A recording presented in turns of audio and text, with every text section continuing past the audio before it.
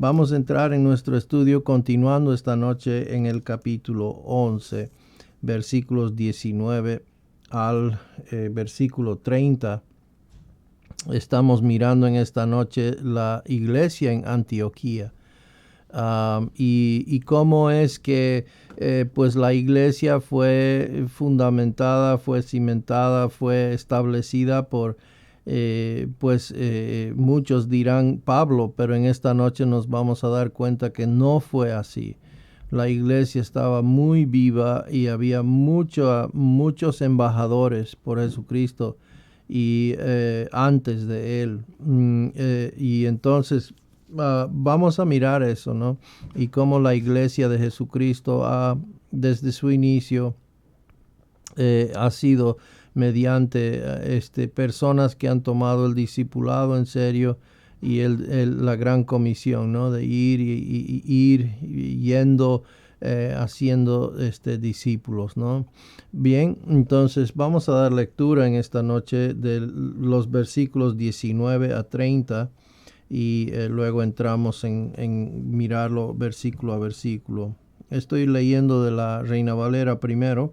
Ahora bien, los que habían sido esparcidos a causa de la persecución que hubo con motivo de Esteban, pasaron hasta Fenicia, Chipre y Antioquía, no hablando a nadie la palabra, sino solo a los judíos. Pero había entre ellos unos varones de Chipre y de Cirene, los cuales entraron en Antioquía, hablaron también a los griegos, anunciando el evangelio del Señor Jesús. Y la mano del Señor estaba con ellos, y gran número creyó y se convirtieron al Señor. Llegó la noticia de estas cosas a oídos de la iglesia que estaba en Jerusalén, y enviaron a Bernabé que fuese hasta Antioquía. Este llegó y vio la gracia de Dios, y se regocijó y exhortó a todos a que con propósito de corazón permaneciesen fieles al Señor. Porque era un varón bueno y lleno del Espíritu Santo y de fe, y una gran multitud fue agregada al Señor. Después fue Bernabé a Tarso para buscar a Saulo, y hallándole lo trajo a Antioquía, y se congregaron allí todo un año con la iglesia, y enseñaron a mucha gente, y a los discípulos se les llamó cristianos por primera vez en Antioquía. Vamos a parar ahí y desempacar esa sección primero. Entonces tenemos aquí un mover de parte de estos primeros creyentes, ¿verdad? Y cómo se va esparciendo el mensaje. En el versículo 19 vimos, ahora bien, los que habían sido esparcidos a causa de la persecución que sobrevino después de la muerte de Esteban, llegaron hasta Fenicia, Chipre y Antioquía, no hablando la palabra a nadie, sino solo a los judíos, ¿ya? Entonces, algunos creyentes aquí, judíos, aún sostenían la falsa idea de que el evangelio era solo para los judíos. Quizás aún no habían escuchado acerca de la conversión de Cornelio, no se habían enterado que ya se habían reunido en el concilio en Jerusalén, que ya habían tratado este tema, ¿verdad? Que evidentemente Dios ahora está trabajando mediante los gentiles, tanto como a los judíos, ¿verdad? Entonces ellos están esparciendo este mensaje, el mensaje del evangelio, dice, pero solo a judíos, ¿ya? Pero ahí tenemos un mapa. Y ahí es donde vamos a llegar. En el versículo 20 nos va a decir que llegaron hasta Antioquía, ¿no? Algunos hombres que les habían escuchado llegaron a Antioquía, y Antioquía es una ciudad. Ahora hay dos Antioquías, ¿verdad? Hay la Antioquía que está en Asia Menor, pero esta Antioquía aquí cerca de Seleucía, ¿verdad? En Siria, esta Antioquía es a donde han llegado estos hombres, ¿no?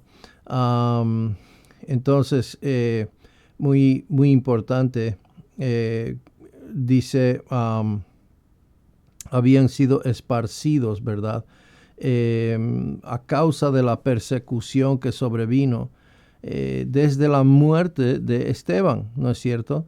Desde ese día, en realidad, empezó la persecución, se esparcieron, se fueron por todo ello.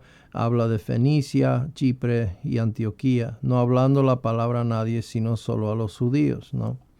Y el versículo 20 que vamos a ver a continuación, entre ellos habían algunos hombres de Chipre y de Cirene. Ahora Cirene está más al sur, mucho más al sur, pero Chipre, ahí pueden ver la isla de Chipre, ¿verdad?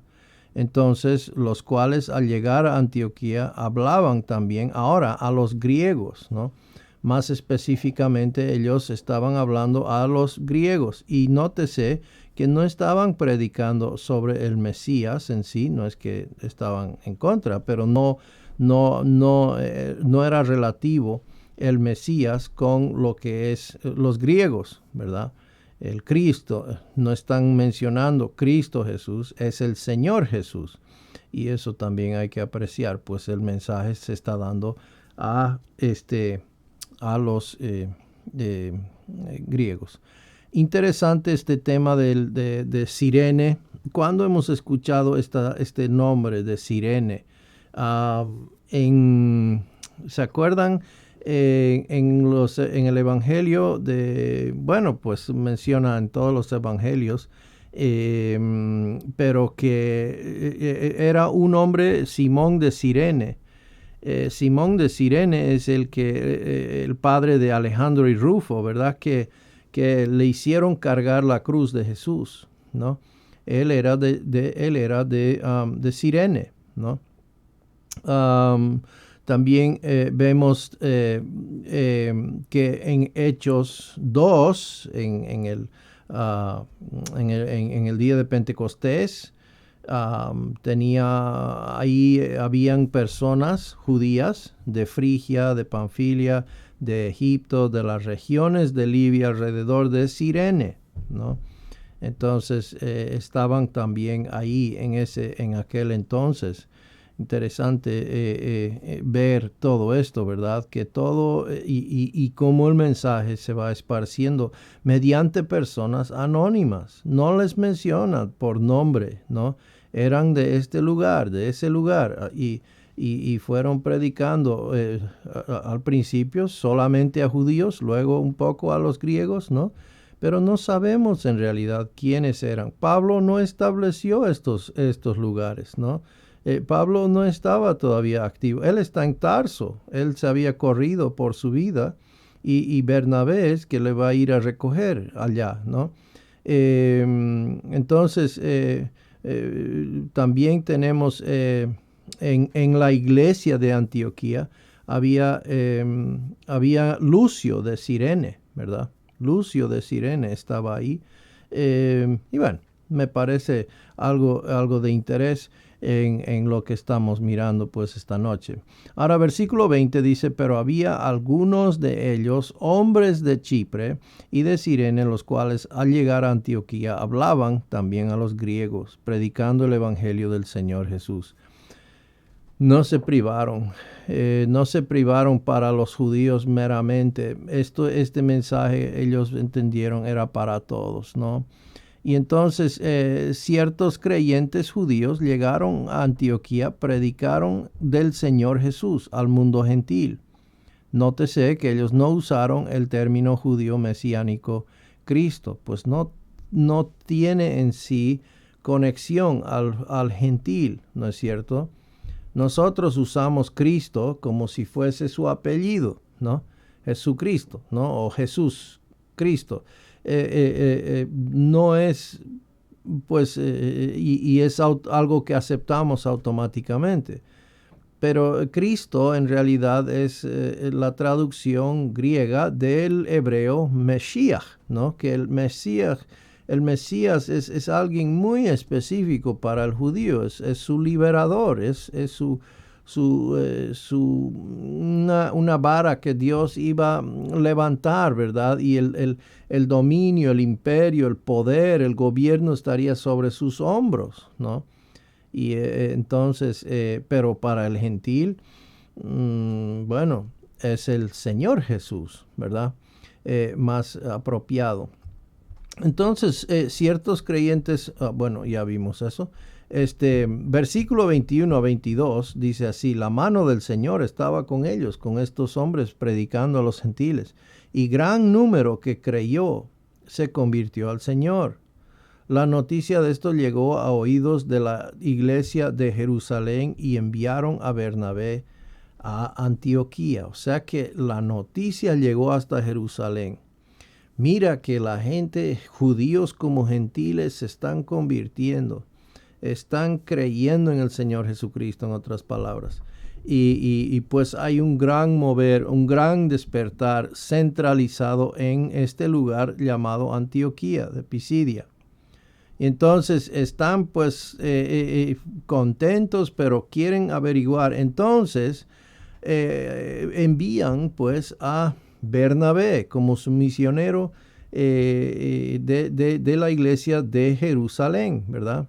Lo envían para Antioquía para averiguar. Entonces ciertos creyentes judíos que llegaron a Antioquía predicaron del Señor Jesús al mundo gentil. Ellos no usaron el término judío mesiánico Cristo, como vimos.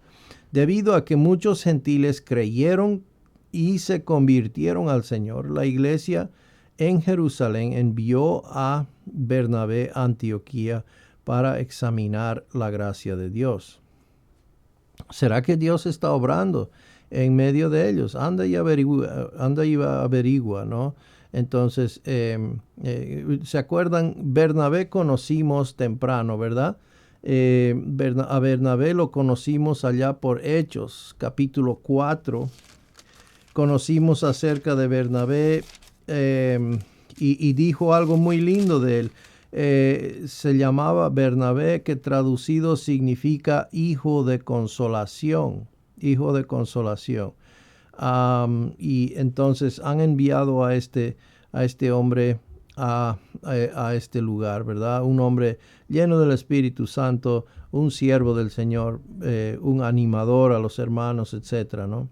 Versículos 23 a 24, el cual cuando vino y vio la gracia de Dios. Ahora, me llama la atención esa frase, vamos a leer, pero se regocijó y animaba a todos para que con corazón firme permanecieran fieles al Señor, porque era un hombre bueno y lleno del Espíritu Santo y de fe, y una gran multitud fue agregada al Señor.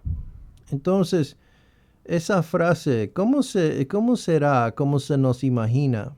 ¿Alguna vez se ha preguntado cómo se ve la gracia de Dios? ¿Cómo es que llegó Bernabé a Antioquía y vio la gracia de Dios? Qué hermoso eso. Es cuando alguien va a nuestra iglesia, cuando alguien viene a visitar a nuestra iglesia, ¿qué es lo que ven? ¿Ven la gracia de Dios? Y eso es, creo, una cosa que debemos todos continuamente preguntarnos, ¿verdad? ¿Estamos viviendo en la esfera, en conformidad a la gracia de Dios? ¿O hemos caído de la gracia y estamos yéndonos por la ley? Eso sería el contraste, tal vez. ¿Cómo es que se ve la gracia de Dios? Bueno, el fruto del Espíritu es amor, ¿no? Es paz, benignidad, fidelidad, etcétera, etcétera. Eso es tal vez una manera, tal vez. Pero también la gracia de Dios se ve en la salvación de las personas, ¿verdad? Se están salvando, se está compartiendo el Evangelio y hay muchos, dice, se fueron agregados, habían creído y se habían dado hacia el Señor, ¿verdad? Se convirtieron. Entonces vio la gracia de Dios y fíjese su respuesta, se regocijó, pero no se regocijó tanto de lo que ellos eran y de lo que ellos hicieran, sino de que eran fieles al Señor, ¿verdad?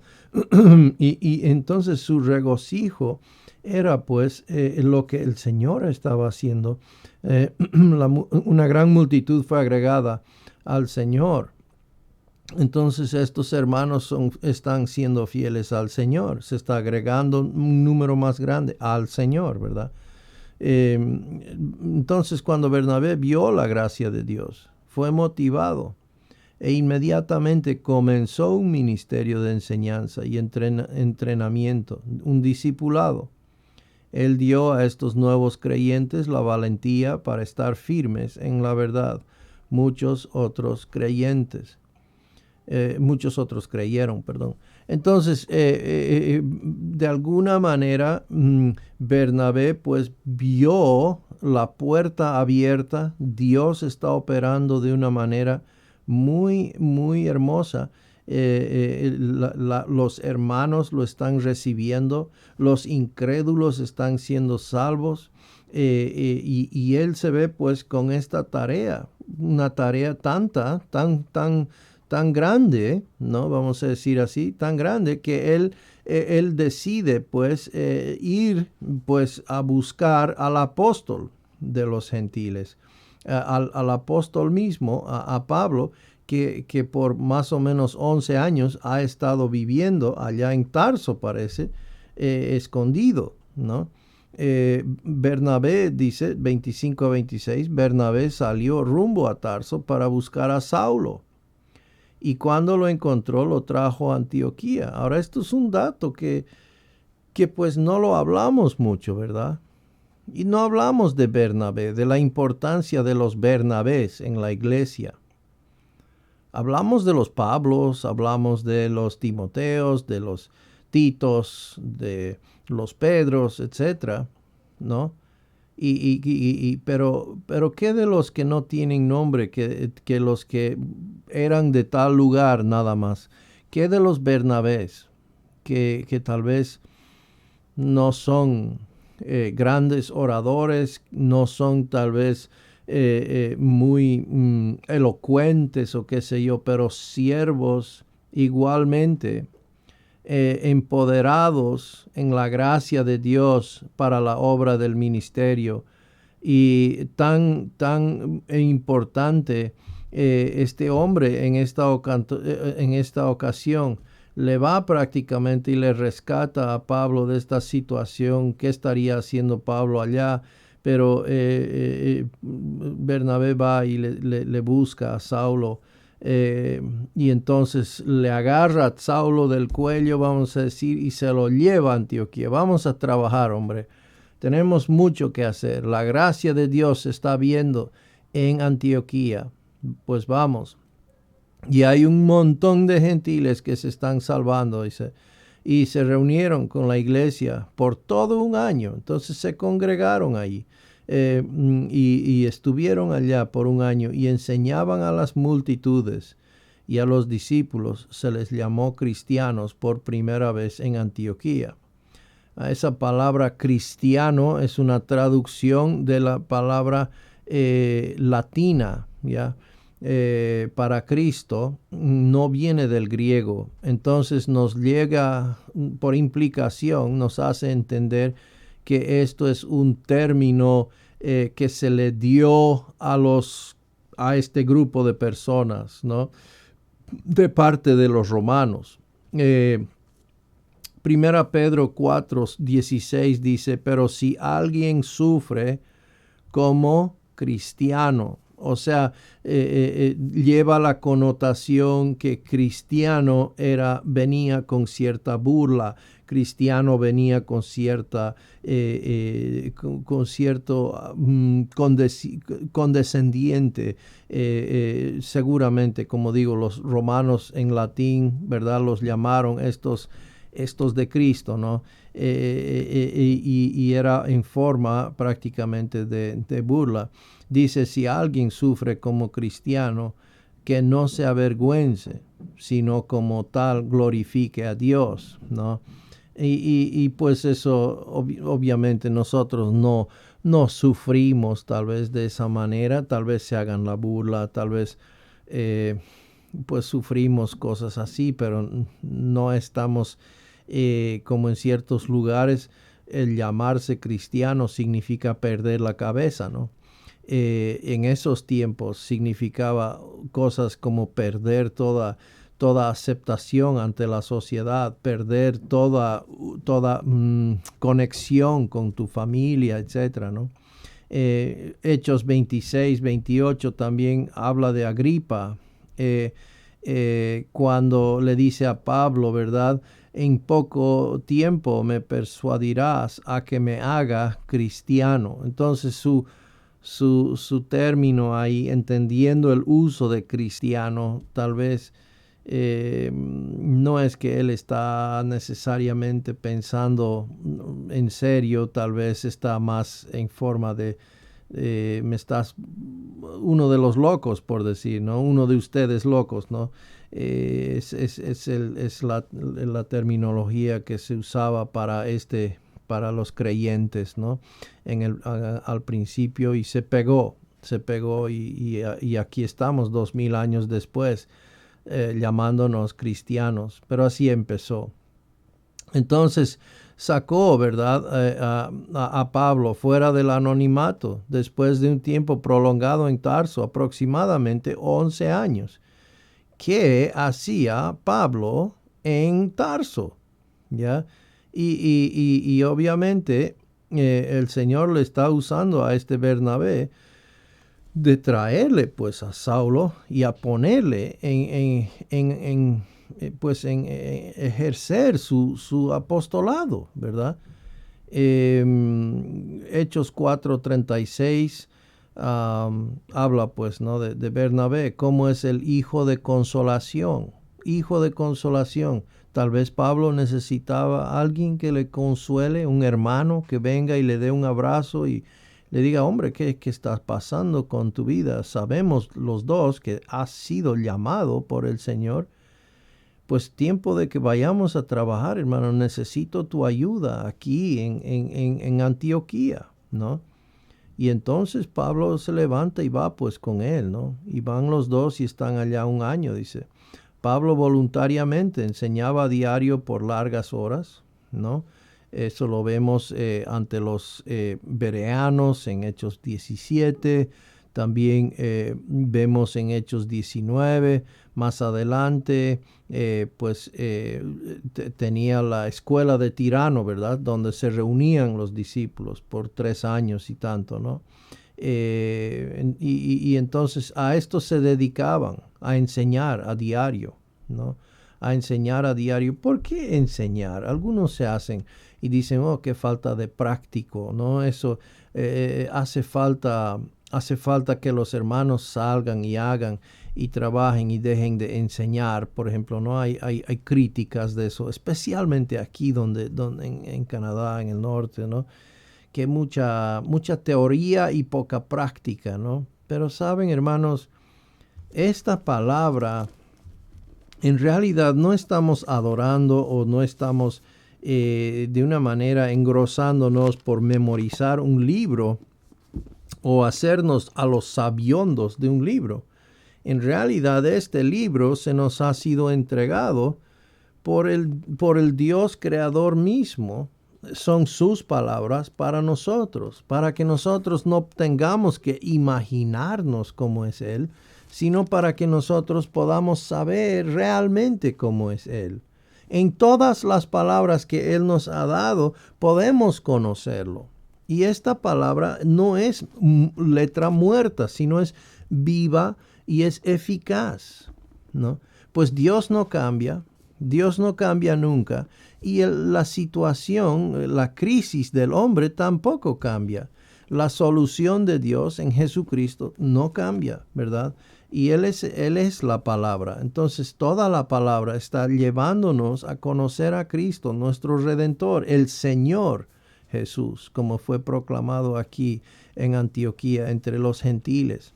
Y es por eso que nos reunimos de a diario o que pasamos tanto tiempo enseñando. Porque sin conocer al Señor de gloria, sin conocerlo íntimamente, no vamos a ser luces y no vamos a ser sal. No vamos a ser hacedores de discípulos en esta tierra. Imposible. Aparte de mí, apartado de mí, nada podéis hacer. Así nos dijo el Señor. Entonces es urgente que estemos en la palabra y mantengámonos así como estos hermanos. Y el Señor agregará, ¿no? El Señor agrega a nuestro número mediante todo el proceso de todos mientras estamos yendo. Estamos compartiendo el Evangelio, etc. Pablo ahora estaba teniendo un fructífero ministerio público, ¿verdad? Y en estas palabras en 1 Timoteo 1:12 a 16, Pablo dijo estas palabras,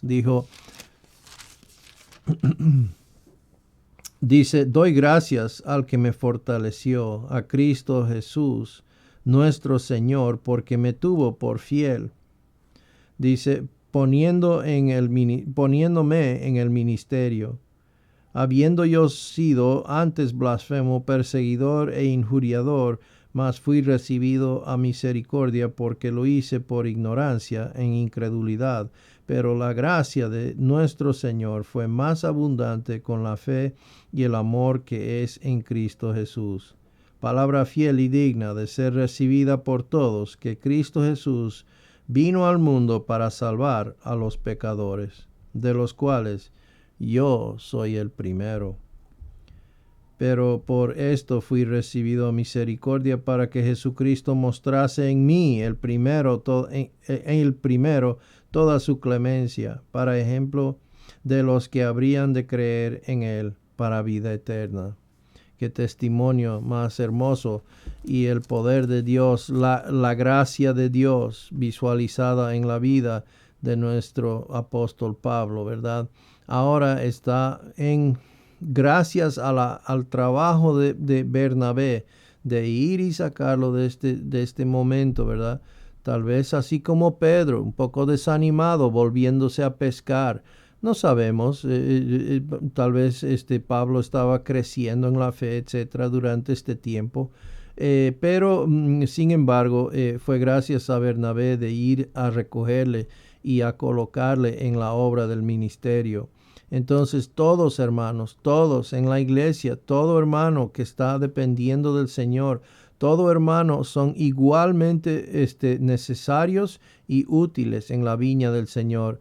Tan importante aquello. Todos somos ineptos, inadecuados sin el Señor, pero todos somos igualmente capacitados cuando el Señor nos utiliza y entonces Él está buscando personas que estén dispuestas, ¿no? Como instrumentos suyos, dispuesto a ser utilizado por el Maestro, ¿no? Eso es lo que necesita. Entonces, Hechos 11:27, por aquellos días unos profetas descendieron de Jerusalén a Antioquía. Descendieron porque Jerusalén está más alto nivel, ¿no? Y entonces bajaron, aunque es al norte, bajaron a Antioquía. Entonces aquí vemos durante el primer año que Pablo estuvo en Antioquía, algunos hombres que tenían el don espiritual de profecía descendieron de Jerusalén a Antioquía, ¿no? Vinieron entonces a este lugar para compartirles un mensaje. Aquí versículo 28, y levantándose uno de ellos llamado Ágabo, ¿no? O Agabo, daba a entender por el Espíritu Santo que ciertamente habría un gran hambre, en toda la tierra.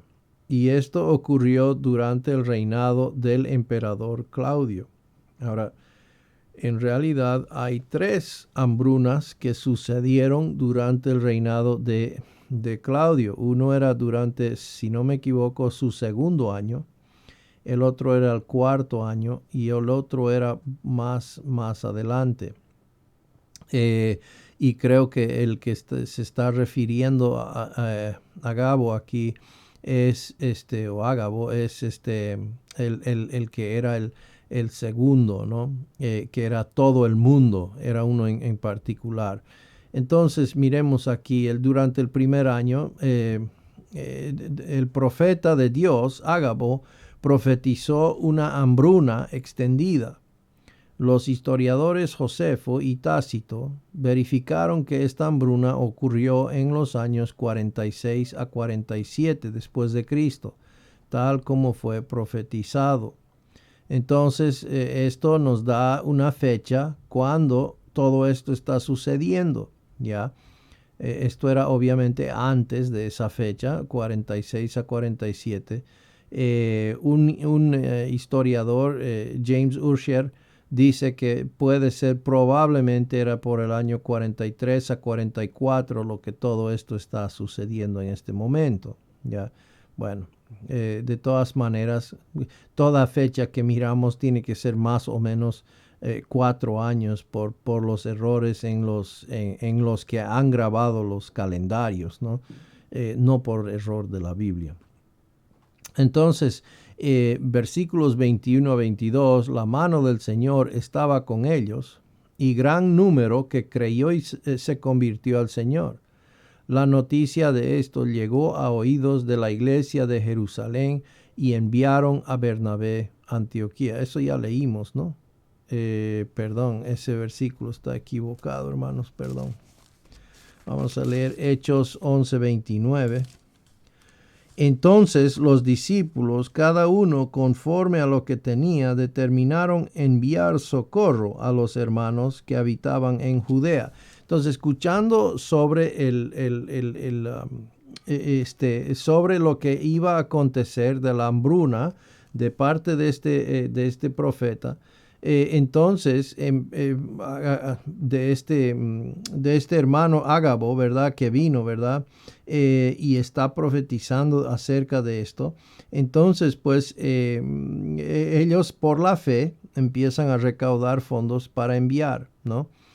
A los hermanos. Los creyentes en Antioquía decidieron enviar ayuda a los cristianos en Judea, quienes sufrían de esta hambruna, o iban a sufrir de esta hambruna, porque iba todavía a suceder y se iba a poner bastante feo, y iba a ser en todo el mundo, ¿no? Ahora, versículo 29 observa que no se enfocaron en todas las personas que estaban sufriendo, sino específicamente en los creyentes. En situaciones similares, haríamos bien en concentrar nuestros limitados recursos en ayudar a los demás en el cuerpo de Cristo. Ahora, eso no quiere decir que no queremos ayudar a los pobres. Claro que sí queremos y claro que sí debemos, ¿ya? Pero principalmente, primero es a los hermanos necesitados en Cristo. Primero debemos cubrir las necesidades que tenemos en la familia de Dios. Y eso es lo que estos hermanos entonces están haciendo. En Gálatas 6:10 vemos: así que entonces hagamos bien a todos según tengamos oportunidad, y especialmente a los de la familia de la fe. Entonces sí, a todos mientras tenemos oportunidad, pero especialmente, principalmente, prioridad hay que dar a los de la familia de la fe, a los de la familia de la fe. Entonces, muy importante lo que vemos, estos hermanos que demostraban la gracia de Dios, también están mostrando la gracia de Dios mediante su dadivosidad, ¿no? Están cuidando a sus hermanos en Cristo que no habían conocido, vivían lejos de ellos, pero allá en Jerusalén iba a haber una hambruna y iba a haber mucha dificultad. Entonces, versículo 30, y así lo hicieron, mandándola a los ancianos por mano de Bernabé y de Saulo. Entonces, ahora vemos Bernabé y Saulo. Fíjese que ese orden, primero está ¿quién? Está Bernabé, ¿ya? Y luego está Saulo. Luego en Hechos capítulo 13, ese orden va a cambiar. Número 1 ya se le va a llamar Pablo, y número 2 siempre va a ir primero Pablo y Bernabé. Y eso habla un poco de del rol, tal vez, de lo que pues rápidamente Saulo, llegado a ser Pablo, ascendió a ser conocido y tomar un poco el liderazgo, ¿no? Que debía tomar. De todas maneras, aquí en los creyentes colectaron sus regalos para los cristianos en Judea y los enviaron mediante Bernabé y Saulo. Observa aquí la sabiduría. Y es interesante, pues ellos no enviaron los recursos directamente al pueblo, ya, sino al liderazgo, a los ancianos de la iglesia en Jerusalén. Versículo 30, ¿no? Dice, lo cual en efecto hicieron, enviándolo a los ancianos por mano de Bernabé y de Saulo. Entonces, los hermanos en Judea, en Jerusalén, etcétera, necesitaban ayuda, ¿no? ¿Y quiénes son los que más conocen de esas necesidades en la familia de Dios? ¿Quiénes son los que más se han enterado? Pues los ancianos de la iglesia, ¿no es cierto? Y entonces la sabiduría de estos hermanos de tener esa claridad en cómo manejar esta situación, ¿no? Podemos fácilmente socavar las autoridades de Dios al brindar ayuda directamente a los más necesitados, ¿no es cierto? Es más, muchas veces se dan dinero, se dan ofrendas que son designadas para ciertas cosas, en vez de que los ancianos de la iglesia lo designen según el Señor les muestre. Vienen personas que quieren que se haga cierta cosa y en vez de esperar en la decisión de los líderes, en vez de confiar en el Señor y en vez de dárselo para el Señor en gratitud, porque Dios se gusta de un dador alegre, están buscando satisfacer o llegar a sus propias metas, y entonces designan dinero, dan ofrendas que son designadas para ciertas cosas que más les interese. Y no es que necesariamente eso sea malo, ya no quiero ser tan negativo o sonar negativo, pero en sí mucho mejor simplemente cuando damos alegremente al Señor y permitimos que el liderazgo que Dios ha establecido en su palabra para la iglesia local pueda, pues, delante del Señor decidir las necesidades que son, ¿no? Y eso es la forma que Dios ha establecido que debe ser, ¿no? Ahora eventualmente los ancianos rendirán cuentas delante del Señor, ¿no? Por lo que han hecho, etcétera, o lo que no han hecho, ¿no? Pero eso ya con el Señor. Aunque aparentemente sin importancia, este poderoso principio nos ayudará mientras trabajemos en diferentes culturas. El liderazgo local conoce su gente y las necesidades reales mejor que cualquier extraño. Les comento, yo tuve el privilegio de poder ir a Zambia, ¿no?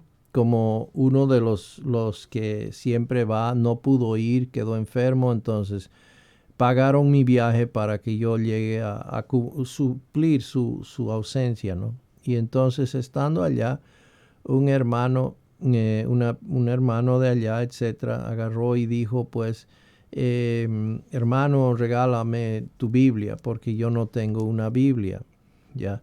No tengo una Biblia, no tengo una Biblia, yo quisiera tener una Biblia. Y el hermano era el que dirigía la alabanza y estaba bien activo y realmente yo dije, bueno, pues aquí hay una necesidad y yo puedo conseguir otra Biblia, pero es pues mi Biblia, o sea, esta es la Biblia que yo tengo apuntes y que yo tengo mis notas y todo lo que yo estudio, etcétera, y trato de, ¿no?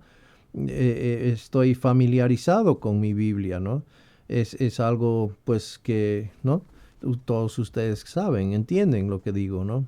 Eh, pero entonces yo le iba y en realidad, pues, tenía esa carga, ¿no? De dárselo. Y entonces hablé con el líder del lugar y le dije, hermano, esta es la situación, yo no sé qué hacer, necesito su ayuda.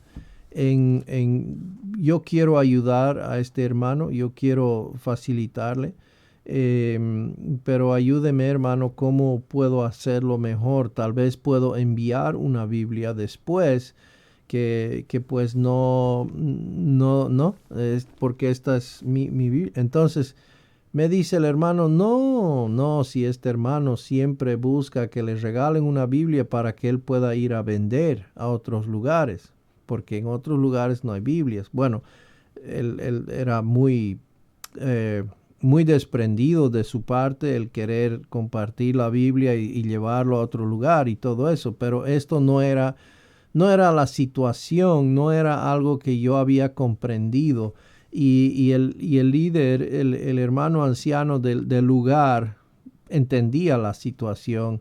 Entonces, la siguiente vez que este hermano vino y me pidió la Biblia, etcétera, yo le dije, hermano, estoy conversando con el anciano y él me está aconsejando qué debo hacer. Y entonces conversemos con él y hablemos cómo podemos hacer, ¿verdad? Y bueno, ahí terminó la charla porque pues el hombre sabía que el líder conocía de lo que estaba sucediendo. Entonces, esto es parte que tenemos que tener cuidado cuando vamos especialmente a lugares que nos va a tocar viajar, nos va a tocar ir a otras iglesias, etcétera, etcétera, ¿no? Y siempre manejarse de una manera sabia mediante este principio poderoso, ¿verdad? De sujetarnos al liderazgo local y dejar que ellos pues no sean los que tomen decisiones pues, de los hermanos que se esté trabajando allá, etcétera, ¿no? Bien, vamos a capítulo 12. Y perdón, hermanos, no he leído los versículos 27 a 30. Voy a leer.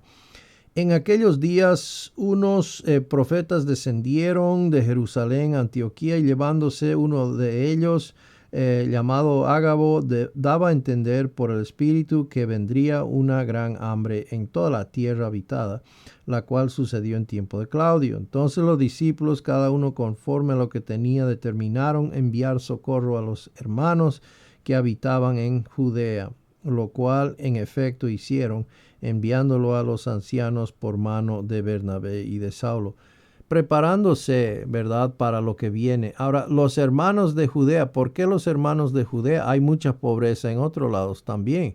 Los hermanos de Cirene, por ejemplo, hay pobreza también, pero los que eran, pues, los que realmente estaban pasando momentos difíciles ya por la situación de la persecución, etcétera, era en Jerusalén, en Judea, ahí específicamente, ¿no? Entonces es por eso que hicieron ahí este esfuerzo especial.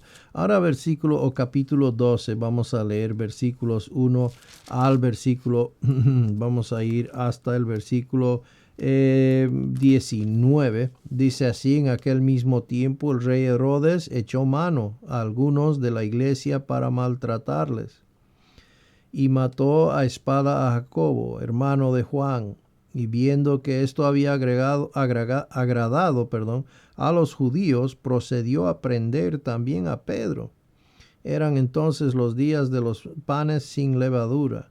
Y habiéndole tomado preso, le puso en la cárcel, entregándole a 4 grupos de 4 soldados cada uno, para que le custodiasen. Y se proponía sacarle al pueblo después de la Pascua. Ya vamos a parar ahí. Primero esos 4 versículos y continuamos. Bien, versículo 1 al 25 aquí, el arresto de Pedro y la muerte de Herodes. Con el crecimiento de los cristianos y este movimiento, aquí tenemos el nieto, en realidad, el nieto de Herodes el Grande, ¿no? Y este hombre es pues uno de esos que le gusta agradar a la gente, ¿ya? Y todo quiere hacer para agradar a la gente. Entonces, pues hay obviamente, él es un judaizante. Él es parte de ese grupo y quiere caerles bien, etcétera. Y entonces, pues, hay pues esta situación donde él pone mano sobre Jacobo, ¿verdad? Por aquel tiempo el rey Herodes echó mano a algunos que pertenecían a la iglesia para maltratarlos, para deshacerse, ¿verdad? En otras palabras, de estos, para callarlos, ¿no? Para asustarlos, para amedrentarlos, porque estaban pues ocasionando que mucha gente creyese en el Señor Jesucristo.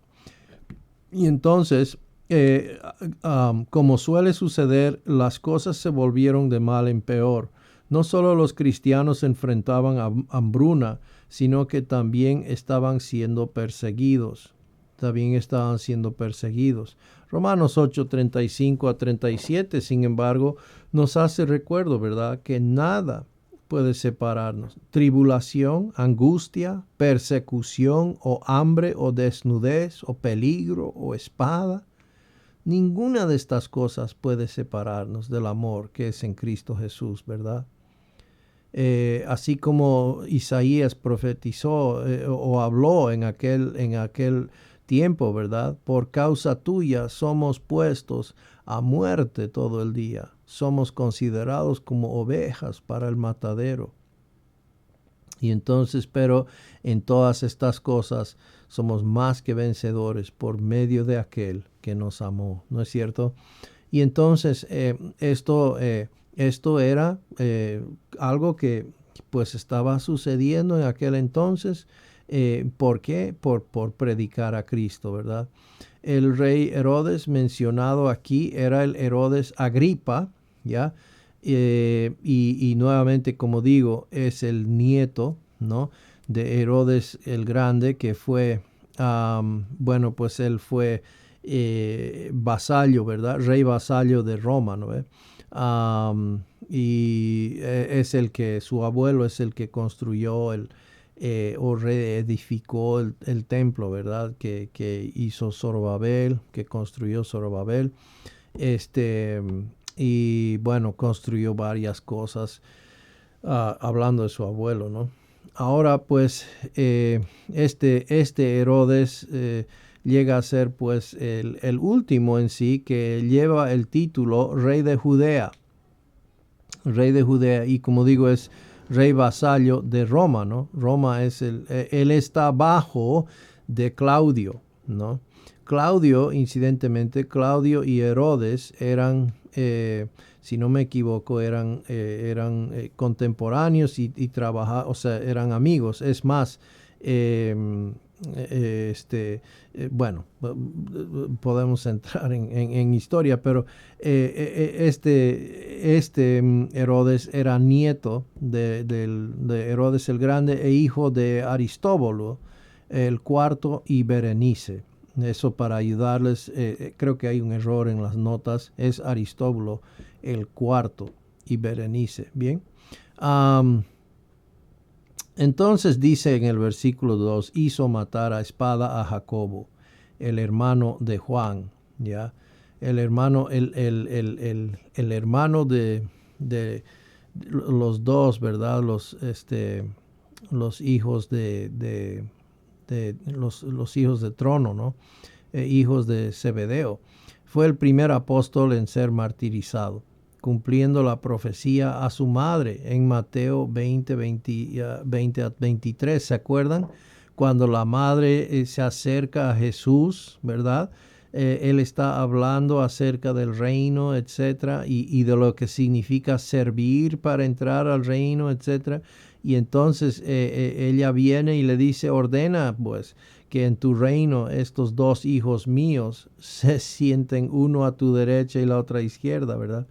Y entonces pues Jesús le dice, no saben lo que piden, ¿no?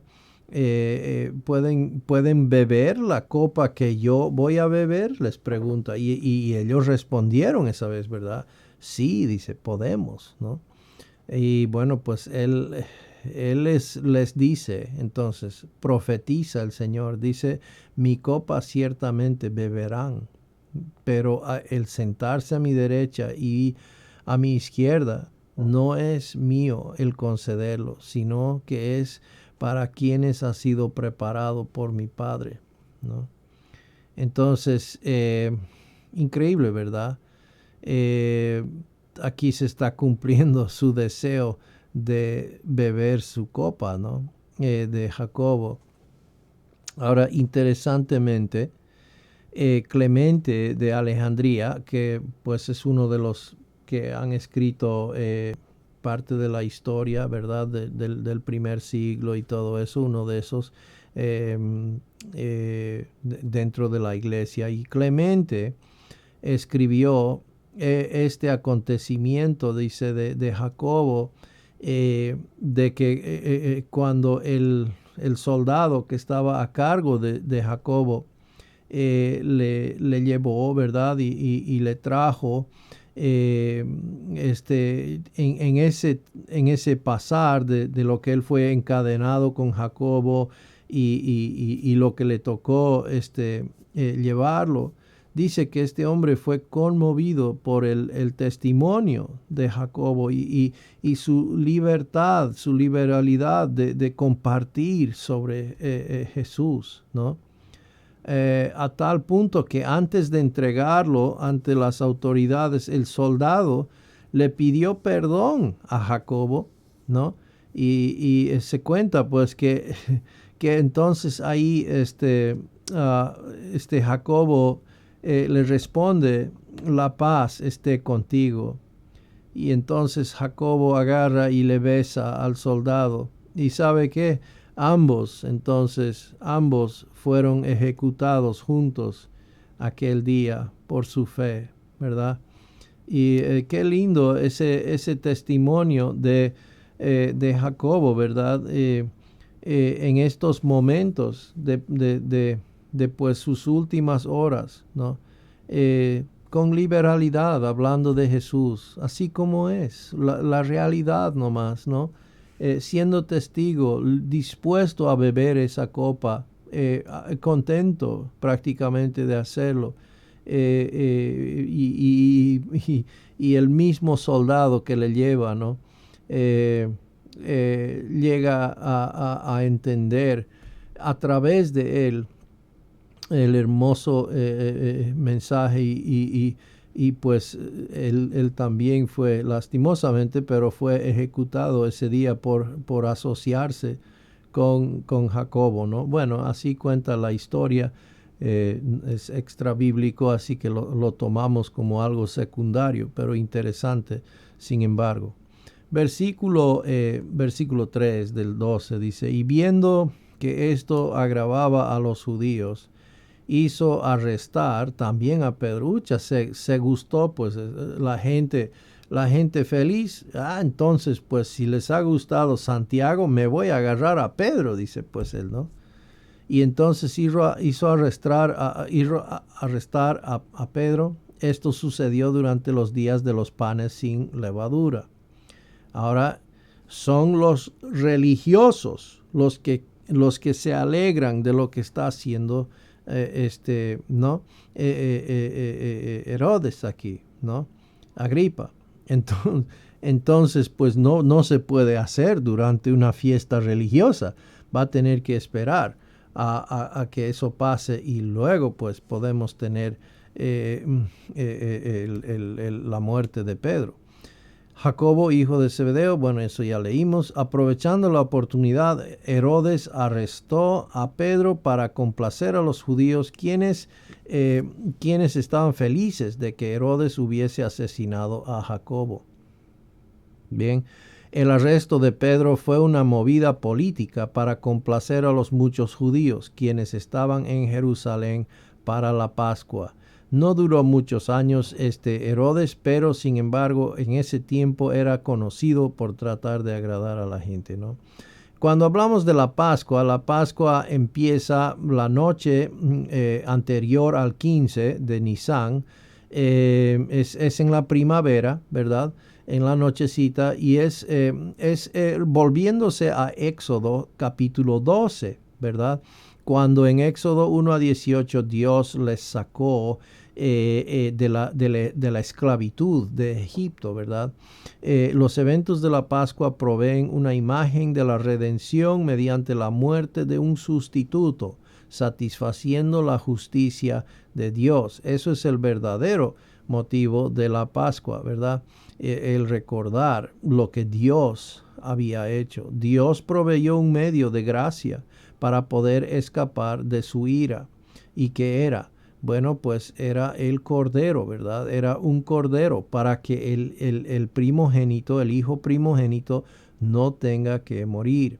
La sangre en la puerta servía como señal que el sustituto había sido aceptado. Entonces, ¿qué es lo que debía hacer el padre de la familia? Agarraba con una rama, ¿verdad? Lo ponía en la sangre y lo regaba en el dintel de la puerta, ¿verdad?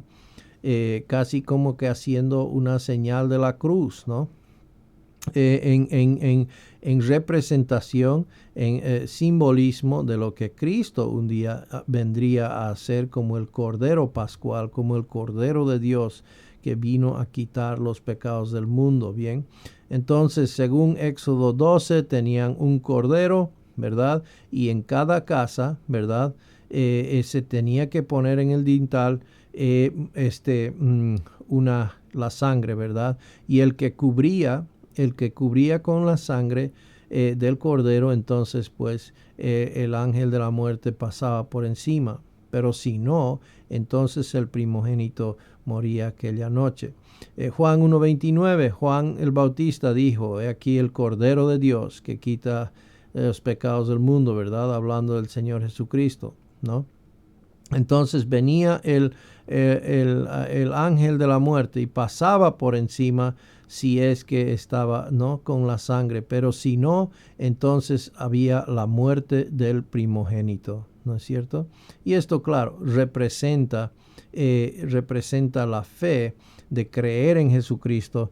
Era el simbolismo ahí de que Cristo iba a ser la sangre que cubría al que es de la fe de él. 1 Corintios 5:7, limpien la levadura vieja para que sean masa nueva, dice, así como lo son en realidad sin levadura, porque aún Cristo, nuestra Pascua, ha sido sacrificado. Cristo es nuestra Pascua, ¿ya?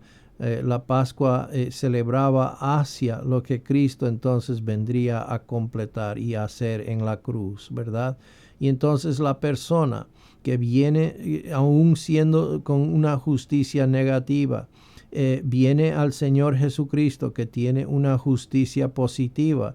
Dios hizo que Cristo, siendo perfecto, siendo el Hijo de Dios, tomase sobre él nuestro pecado, se hizo pecado, ¿verdad?, para que por medio de él nosotros pudiésemos tener la justicia de Dios, ¿verdad?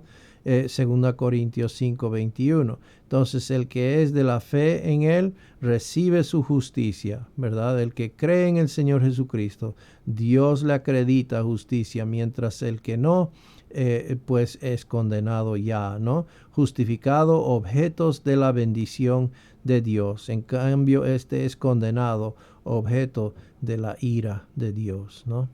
Ahora, avanzando al versículo 4, habiéndolo arrestado, lo puso en la cárcel, ya, entregándolo a 4 grupos de soldados para que lo custodiaran con la intención de llevarlo ante el pueblo después de la Pascua. Obviamente, después de la Pascua, el pueblo, hablando del pueblo, es un pueblo religioso, es un pueblo que está viviendo a la luz de su autojusticia, a la luz de lo que ellos están haciendo por Dios. Y deshacerse de este Jacobo, deshacerse de este Pedro, obviamente caería a la luz de lo que ellos creen que es justicia, establecer justicia, ¿verdad? Y sabemos lo que la Biblia dice acerca de estas personas.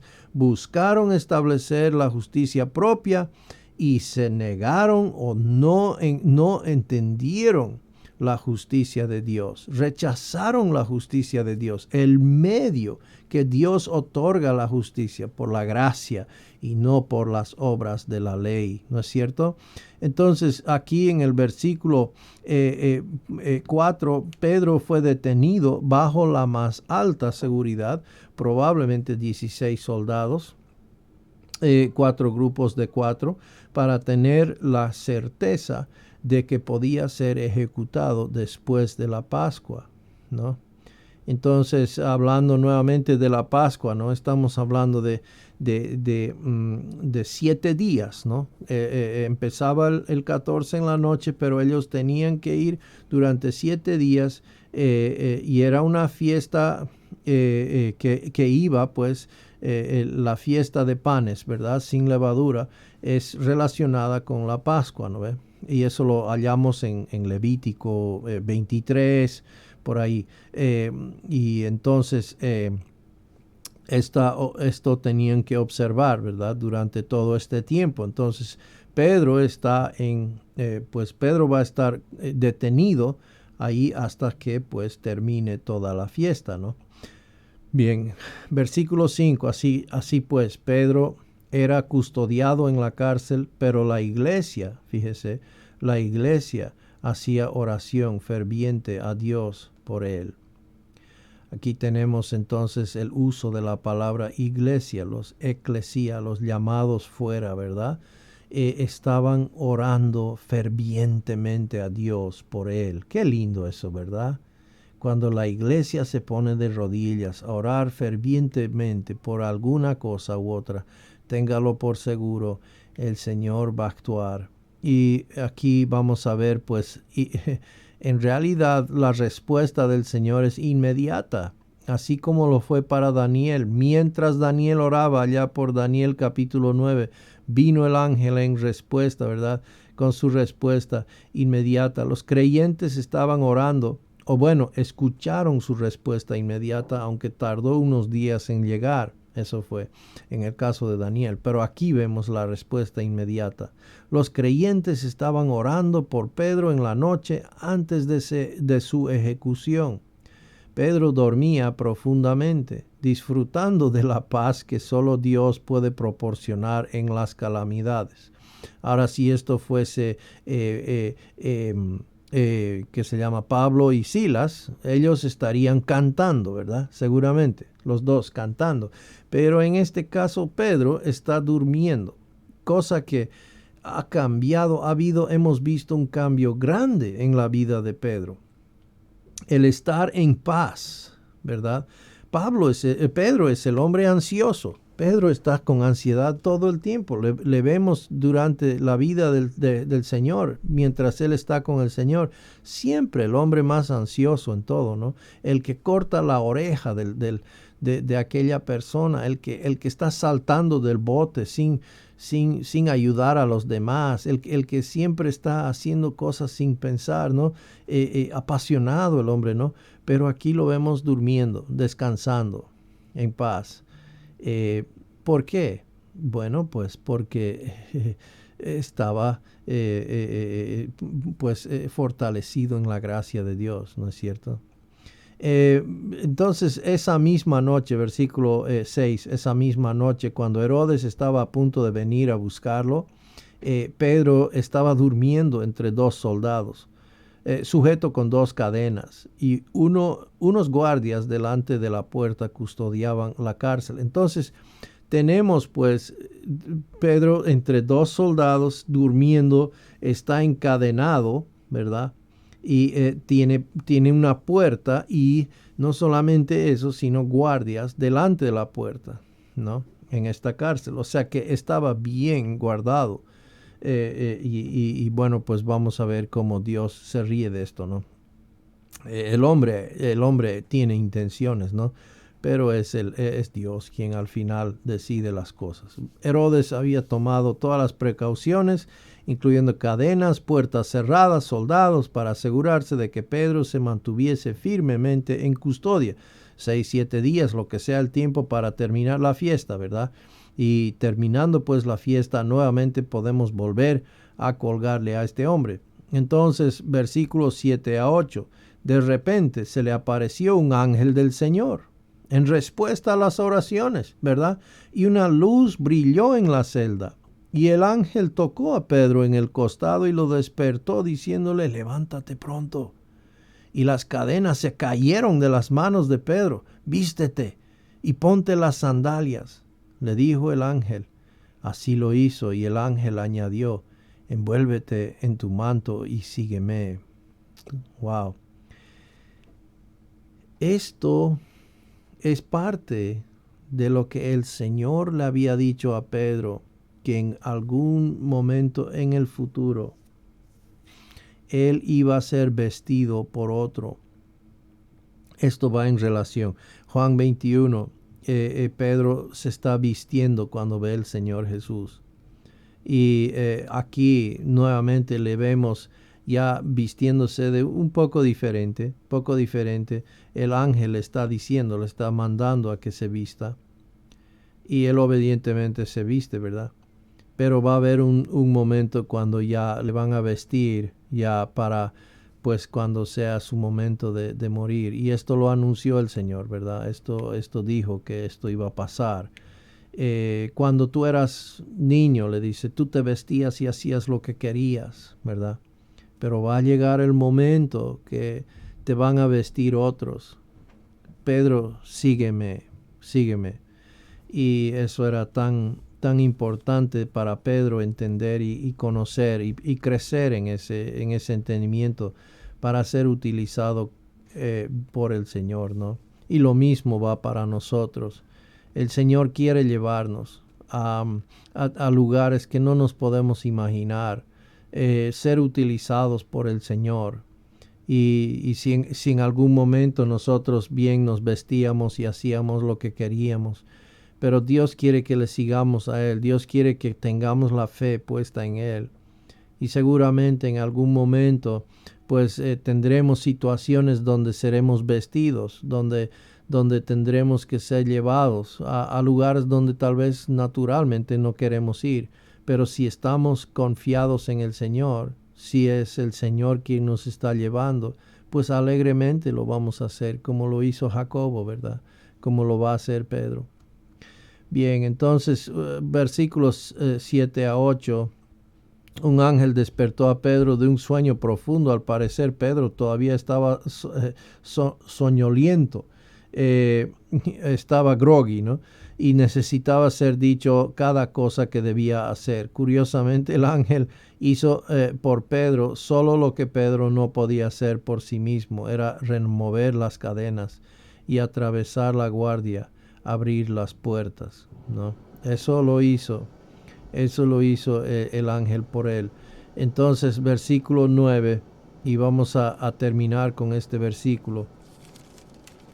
Dice así: y saliendo Pedro lo seguía, y no sabía que lo que hacía el ángel era de verdad, sino que creía ver una visión.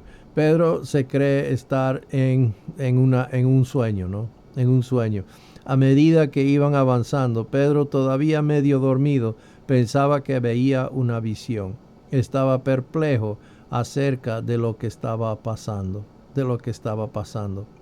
Así es que terminamos ahí nuestra noche, nuestro estudio esta noche. mirando pues estas personas, entidades, embajadores de Cristo, diferentes cada uno de ellos, algunos sin nombre, algunos muy conocidos, algunos como Bernabé, utilizados de una manera muy importante, pero sin mucha ceremonia o mucha celebración, vamos a decir así. Su trabajo de animar a los hermanos. Va a los de Antioquía, los anima en el nombre del Señor. Va a donde Pablo, a Saulo, que está en Tarso y necesita ese ánimo, ¿verdad? De parte del Señor para pues involucrarse en el servicio del ministerio entre los gentiles especialmente. Luego van y están ahí que están enseñando, haciendo hacedores de discípulos. Y el movimiento creció, a tal lugar de que pues Herodes se vio necesitado pues de acallarlo de alguna manera y empezó pues por Jacobo, ¿verdad? Quitándole la vida a Jacobo y luego pues a Pedro, ¿no? Pero no le resultó con Pedro. Vamos a continuar la historia de cómo Pedro sale a tocar la puerta y le sale una niña a abrir y pues no lo cree y le vuelve a cerrar la puerta y se va, ¿verdad? Increíble pues como Dios, cuando Dios responde las oraciones, hermanos. Y no es cierto que muchas veces nosotros nos sorprendemos cuando Él contesta. Pero no debe ser así, hermanos. Debemos confiar de que el Señor sí responde las oraciones. Tal vez no siempre como quisiéramos, pero Dios siempre responde nuestras oraciones.